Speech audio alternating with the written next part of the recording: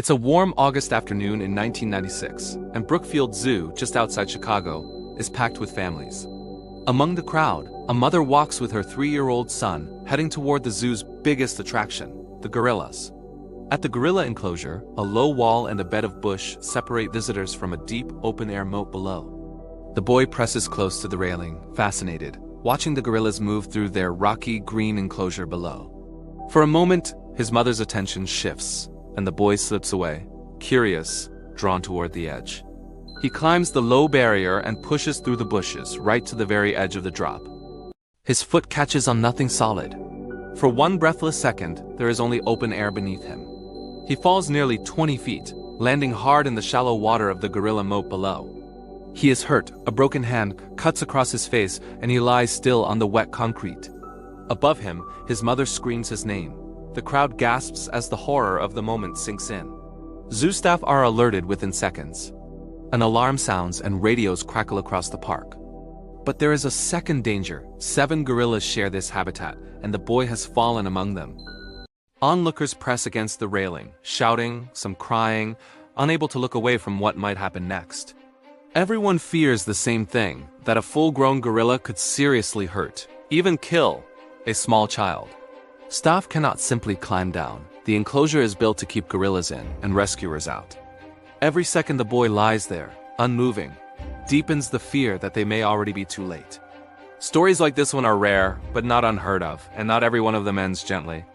As the crowd holds its breath, one gorilla begins to move, calmly, deliberately, toward the fallen boy. Her name is Binti Jua, an 8-year-old Western lowland gorilla, known to her keepers as gentle and calm. On her back rides her own baby, Kula, barely more than a year old, clinging tightly to her fur. Keepers later say her maternal instinct may explain what happens next. She has cared for young before. Elsewhere in the enclosure, other gorillas grow agitated, unsettled by the screaming crowd above them. Keepers call the gorillas toward an inside door. 2 females respond and retreat, but others do not. Binti Jua notices the boy lying motionless nearby, and instead of retreating, she turns toward him. She moves closer, step by step, her baby still riding on her back the entire way. Above, the crowd tenses further.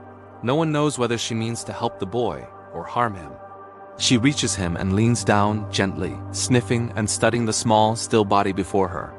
When another gorilla drifts too close, she shifts her body, placing herself firmly between them and the boy. Through it all, her own baby never leaves her back. She guards 2 young lives at once. Slowly, disbelief ripples through the crowd. She isn't attacking. She seems impossibly to be caring for him. With enormous care, Binti Jua reaches out and gathers the boy gently into her arms. She cradles him against her chest the way she might cradle her own child, calm and unhurried. The crowd's noise swells again, and she seems to shield him from it, curling her body inward. She sits down beside him, steady and patient, warding off any gorilla that dares approach. Minutes pass. She does not let go, holding him gently as keepers scramble to reach the enclosure door. At last, a keeper's door creaks open nearby, and rescuers edge cautiously into view. Binti Jua rises to her feet, the boy still held securely, cradled against her powerful frame. She begins to walk, unhurried and sure-footed, carrying him steadily across the enclosure floor. The other gorillas keep their distance now, watching from the rocks as she passes by. She reaches the small door where rescuers wait, still cradling the boy gently in her arms.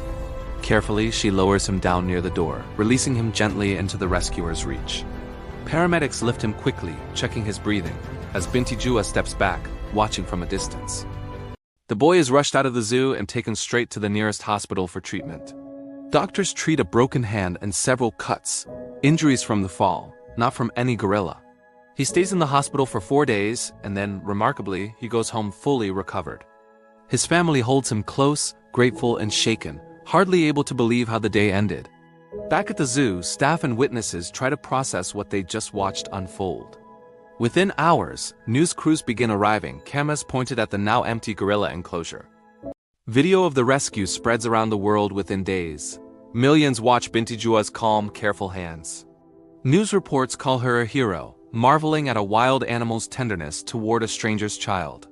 Primatologists explain that her mothering instinct likely guided her, The same instinct she showed her own baby. 2 decades later, a strikingly similar fall at another zoo would end very differently, and far more tragically. That contrast sparked fresh debate about zoo safety, enclosure design, and how much we truly understand these animals. But Binti Jua's story endures, still told decades later as a moment of unexpected, gentle grace. For a few extraordinary minutes, an animal we call wild chose gentleness over every instinct to fear us. It challenged what people assumed about strength, about danger, and about who truly deserves our trust.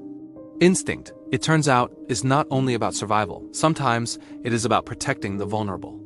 The image endures, a gorilla mother cradling a stranger's child as carefully as her very own. It asks us to look again at the animals we think we understand, and to question our assumptions. So here's the question worth sitting with. If you were in that crowd, what would you have done?